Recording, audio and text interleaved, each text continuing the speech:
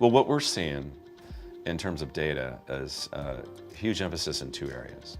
One is, certainly around the vehicle data, right? So, today you get terabytes of data off all your vehicles. You've got these huge vehicle data lakes. And we see our customers trying to figure out two things. One, how do I create, a creative new digital services with that data?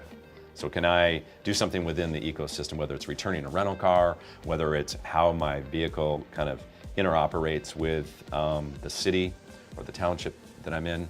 Are there opportunities to create, digital services that can drive revenue or at least drive, customer differentiation?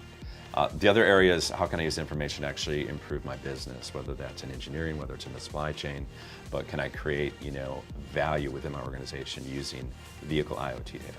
So that's a big area of focus. I think on the manufacturing floor, absolutely critical. And what we're talking about here is just where are we in the process? Where are the quality problems? Where are the bottlenecks in the operation? Where can we apply machine learning to deal with, dynamic changes, right, in the environment?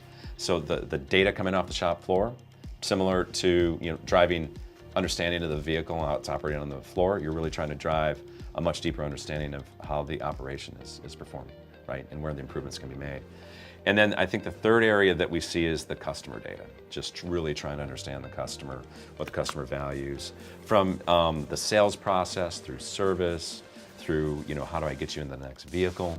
And again, I'll go back to it's kind of a battle for the customer, right? If you look at the OEMs and their dealer network being traditional players, and you've got new entrants that are trying to create a branded experience for the user that allows them to basically meet your mobility needs in multiple different environments and multiple types of needs. So I do think there's a big race for the customer, and that customer intimacy, that customer insight is key to that.